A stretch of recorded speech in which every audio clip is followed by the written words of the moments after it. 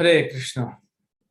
So the series Power of Determination, because Dhruva Maharaj is known for his determination.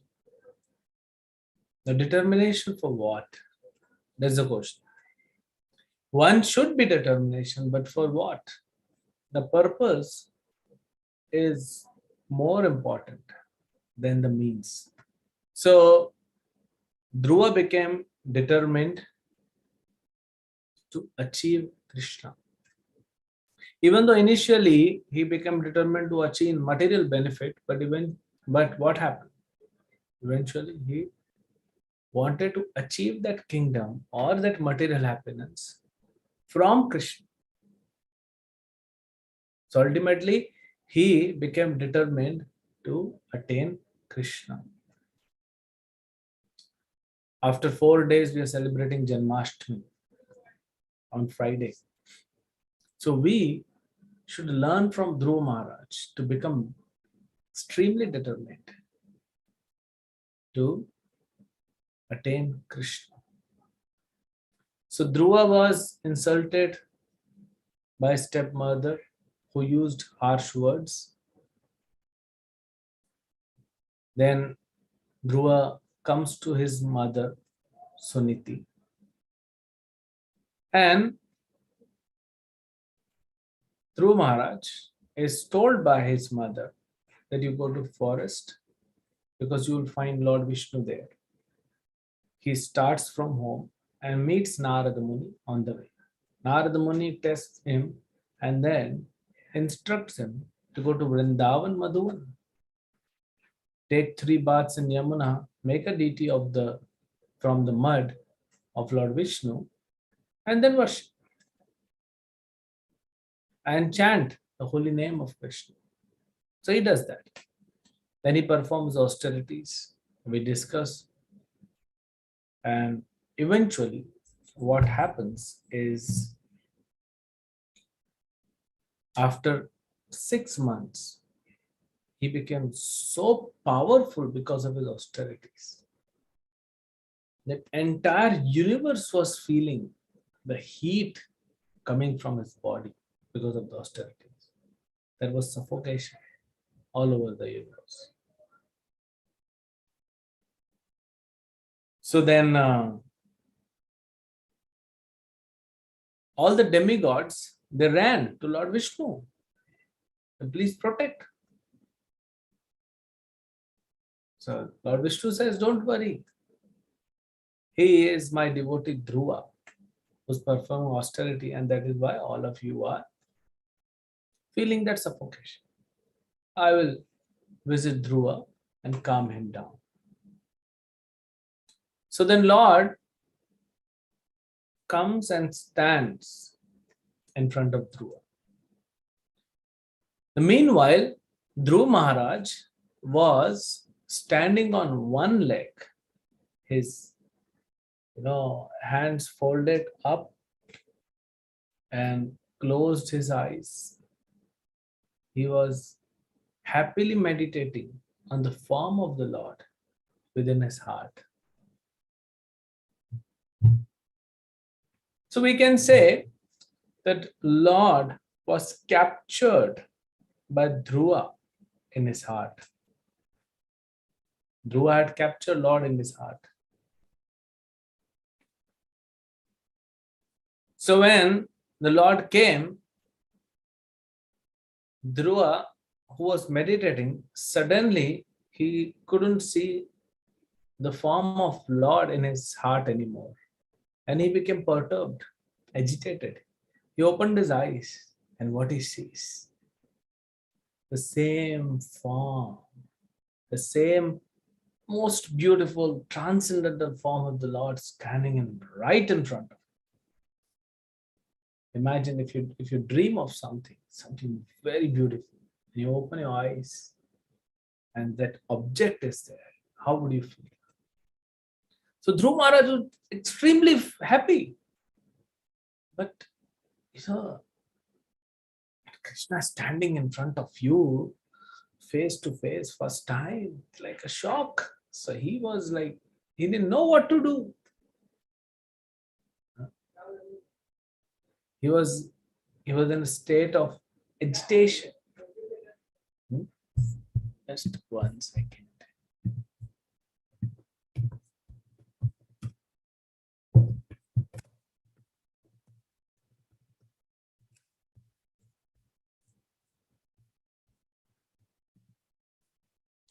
So then, what to do? He didn't know anything. A small child. And then he knew one thing, that when I see Lord, I have to offer obeisances. So he like a rod, he just falls down. Offers obeisances. He was in complete ecstasy. He was he was looking at the Lord as if he's drinking the Lord with his eyes.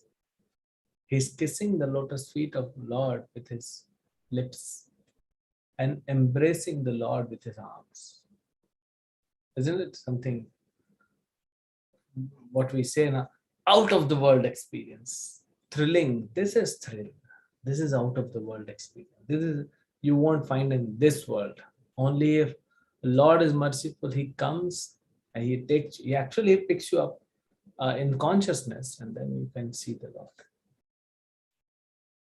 But now he does not know what to do.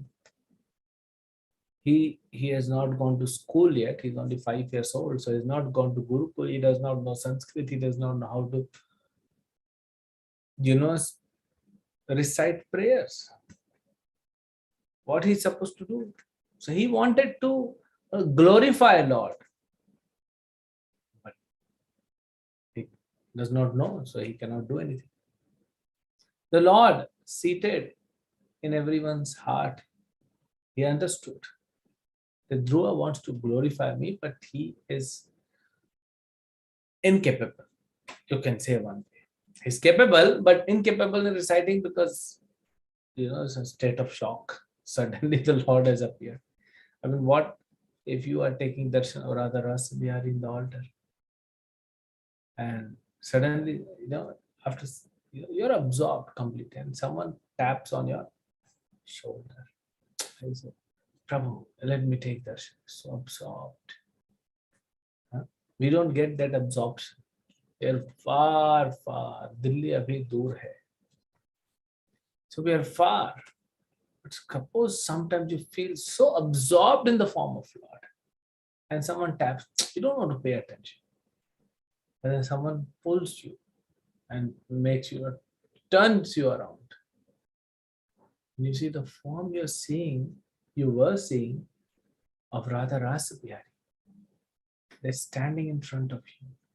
Same form. Looking at you, smiling. What will happen to you? Maybe you will faint. We have seen people, if any celebrity comes, they faint. Can't do anything. What to talk about Krishna? So that's Dhruva Maharaj's situation. But Lord is very merciful. Lord understood the situation of Dhruva. So what he did, Lord has 4 hands: Shankha, Chakra, Gada, and Padma. The conch, the flower, Sudarshan Chakra, the wheel, and Gada, the club. So Lord Vishnu holds 4 things in his 4 hands. With the conch, he touched the Lord. The Lord touched Dhruva's head with his conch. That was the mercy. And Dhruva understood. Everything was revealed to him. Dhruva Maharaj became completely aware of the Vedic conclusion and understood the absolute truth, his relationship, everything. He understood who is the Lord. He understood who is he. He understood every living being, entire creation. How is everything related? Everything. And then Dhruva starts speaking. So what we learn, if you have a sincere desire to glorify the Lord, the Lord will fulfill that desire. Whenever you want to achieve anything material, you need karma. You have to have a lot of punya from previous lives. That means you need to work hard. You would have worked hard in last life. You need to work hard in this life also to attain something. That is material. But when you want to serve Lord, when you want to, or when you have a desire which is spiritual desire means to fulfill the desire of Guru and Krishna. So obviously we cannot accumulate with our actions. There's only mercy. So if I have a desire, a sincere desire to serve Lord, to glorify Lord by spreading His holy name, by spreading Bhagavad Gita, by distribution of books, by lectures, by speaking to people in any way, by building a temple, by celebrating a festival of Janmashtami at our home. If we have a sincere desire to do something for the Lord, Lord will personally help us. Either directly or through someone, but He will personally help us so that we can perform that activity. That is mercy of Lord.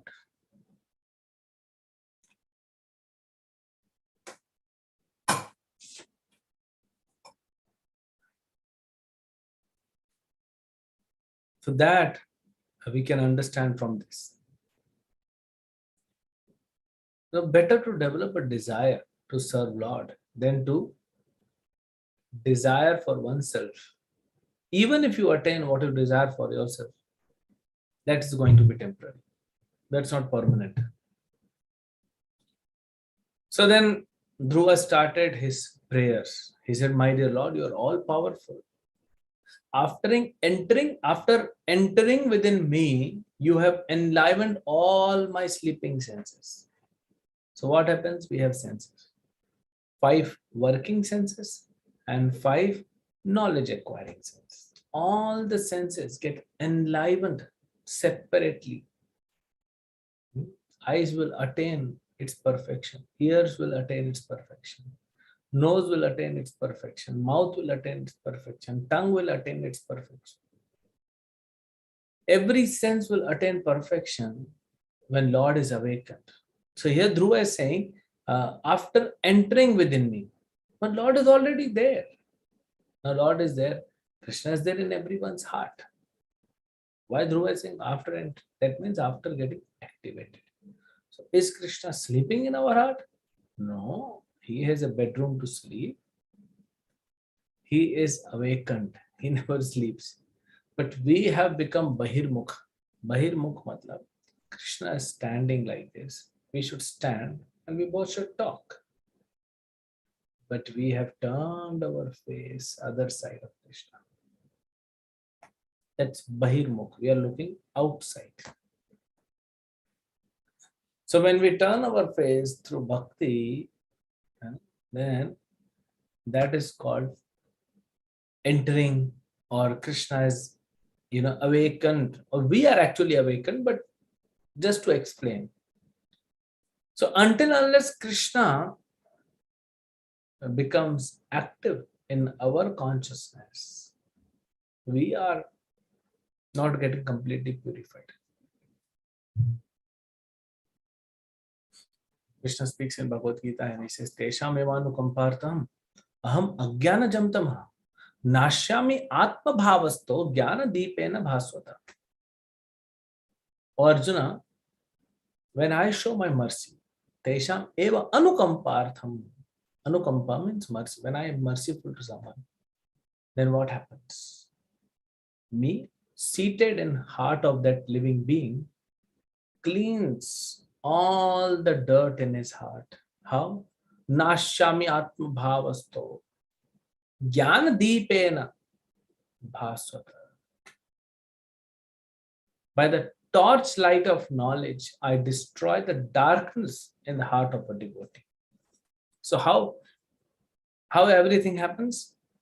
We first meet devotees. Then we start practice of sadhana bhakti, chanting, reading, hearing, associating with devotees, coming to temples, serving.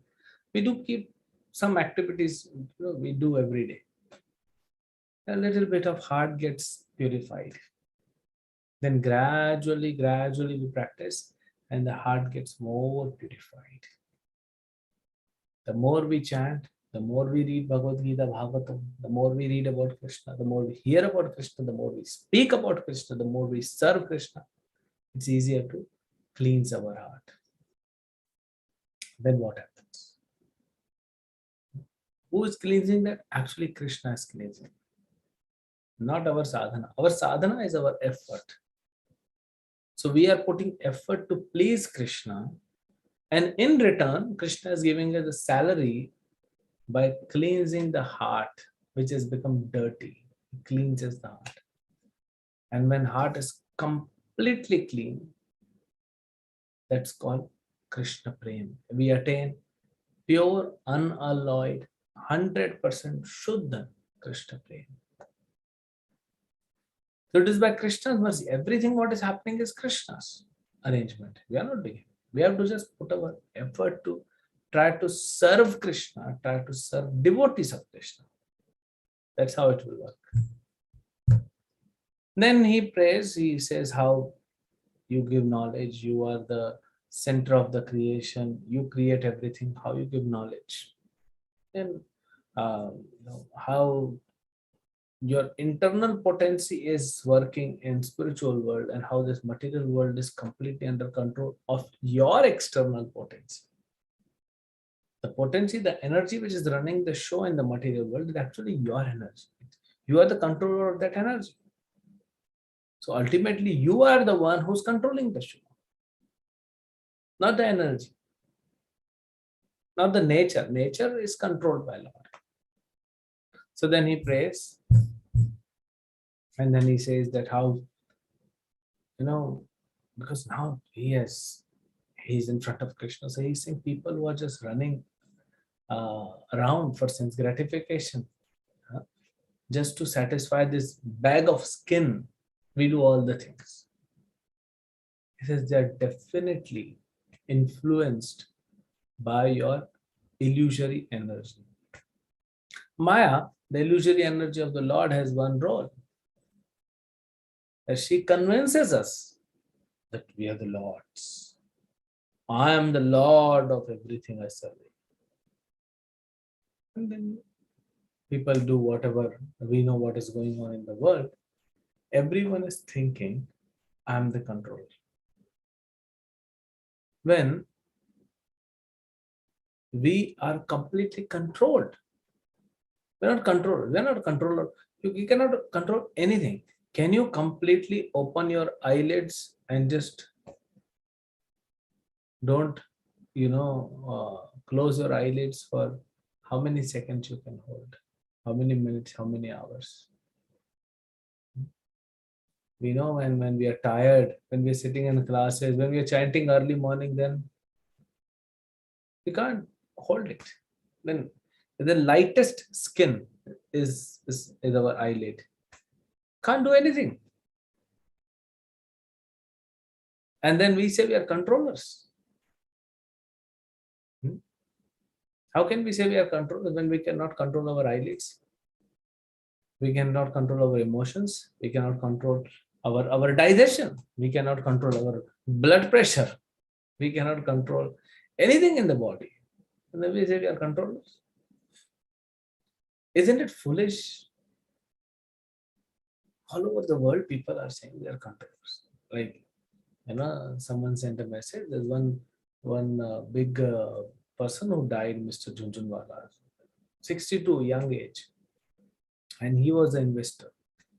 Invest in stocks and play gambling, whatever. And he started one airline 1 week back. And he died today morning. He himself, so one of the his quote is getting circulated. He said, market, weather, death. Okay, I'll not say the fourth one.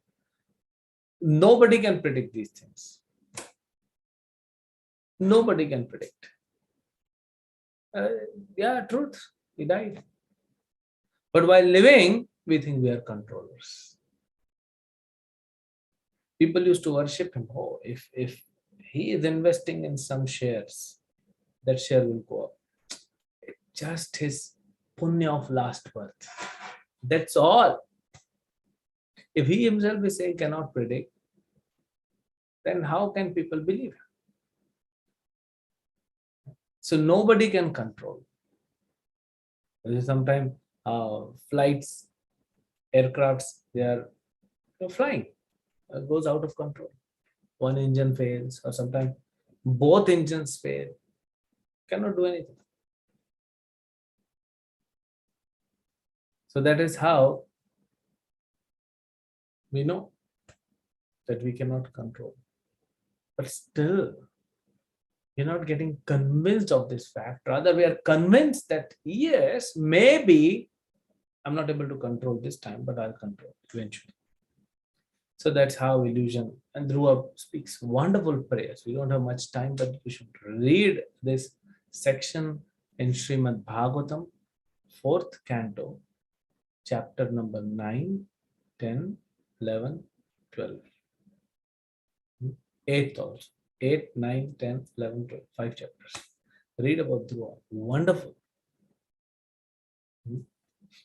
It is said in Falashruti, if you read about Dhruva Maharaj attentively in this section of Bhagavatam, you will get fame, you will get name, you'll get a lot of money. You will become a leader, you will get a lot of control over the things. So read. What actually you will get is Krishna Prem, but these are some of the things to attract people. These marketing companies, they think, oh, we know better how to attract customers. Nobody can attract customers better than Krishna. Krishna just stands and everyone like faints. Krishna attracts everyone. So then he prays and Lord says yes, and then Lord speaks everything. What happened, how you got insulted, I know that. And what will happen? You will go home. You will become king. When you go home, very soon your father is going to go to forest. He'll take sannyas and everything. Then you will become king of this planet Earth for 36,000 years. And you will never grow old. Your senses will be as strong as they are now. Can you imagine? 36,000 years, Dhruva will rule. And when Krishna is telling, no enemy can do anything to you. And then he speaks about his future of his brother, stepbrother, Uttam, how he will enter the forest and there'll be forest fire and he will eventually die. And his mother, Suruchi, because she offended Dhruva, she will ultimately burn alive in the forest fire. So never offend a devotee, never. Even if a person is not devotee, he may become devotee, because Dhruva was not devotee that time, but he became devotee. Now Suruchi has to pay a very heavy price for that. And then Lord says, because you had a desire to get a kingdom even bigger than Lord Brahma, I will give you my own planet, Dhruva Lok. That name will be Dhruva Lok. It's known as pole star. We know that. All the planets in the world, in the universe, all the solar system, sun, all Saptarishis, they all revolve around Dhruva planet. It's Dhruva Loka. Everything gets revolved around that. That is the center of the universe. And Lord created for himself, but Lord now willingly wants to give to Dhruva. And that planet is actually a spiritual planet. It's not a material planet. The planet of Brahma, Indra, Surya, Chandra, Earth, everything will be annihilated at the time of annihilation. Everything will finish. But this planet, Dhruva will never get finished. It's a spiritual world, basically. There's still Dhruva Maharaj is there. He's ruling. And Dhruva feels very guilty. He says, I thought my brother is enemy, my stepmother is enemy, but they're not enemies. Nobody is enemy. See how he started, how Suniti taught, never think ill of anyone. And here now Dhruva Maharaj realized, nobody is my enemy. Whatever I suffered is my own karma. We get stuck into it, or he's my enemy, she's my enemy. Nobody is our enemy. Nobody.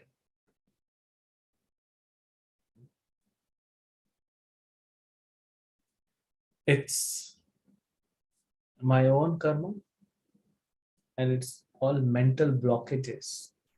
It's all illusion. I think, oh, I'm in trouble because of him, because of him, because of her. I'm in trouble. No, it's all illusion. Then Dhruva also feels guilty that, why did I ask? Why did I ask anything material from the Lord? I'm so stupid. Then he says, my dear Lord, I don't want anything. What I have got now is is a piece of real diamond. What I was looking for was broken pieces of glass. So material world is like broken pieces of glass. Why is he saying broken pieces of glass? Okay, glass has some value. Broken pieces have no value at all. There is one more trouble with broken pieces of glass. It may cause bleeding. If you hold, it may cut and starts bleeding. So this material world, the facilities in the material world, ultimately, it is going to trouble us. Whatever you may have phone, you may have laptop, you may have television, anything, refrigerator, house, car, anything and everything will eventually give you trouble. It's a broken piece of glass. It will not sustain and it will trouble us. Then he says, so my dear Lord, I don't want. Krishna says, no, you desire, I want to fulfill your desire. I want to give it to you. What else you want? Ask. He says, my dear Lord, if you wish to give me association of pure devotees like Narada. Let me have opportunity throughout the eternity so that I can serve your pure devotees. Who are pure devotees? Dhruva explained, just by looking at them, one gets purified. Just by thinking about them, one gets purified. Just by hearing about them, one gets purified. What to talk about serving them? I want to associate with such devotees of yours. And we are so fortunate, the followers of ISKCON, we have such devotees, so many. We have Srila Prabhupada. We follow instruction of Prabhupada. We hear about Prabhupada. We look at Prabhupada. We think about Prabhupada. We get purified. He's there. And we hold parampara. That's why in ISKCON we celebrate the appearance and disappearance day of the Acharyas. Just by thinking about them, just by meditating on them, just by hearing about them, speaking about them, serving them, we become purified. That's why we celebrate. Some foolish people, ignorant people, they ask, oh, you're worshipping Krishna and ISKCON, but why do you worship Prabhupada? He's a human being. He's not just an ordinary human being. He's an Acharya. He is representing Krishna. Just by serving him, just by paying obeisances to him, just by remembering him, thinking about him, talking about him, will purify us. We'll become completely purified just by this. So that's what Dhruva is asking. We can understand.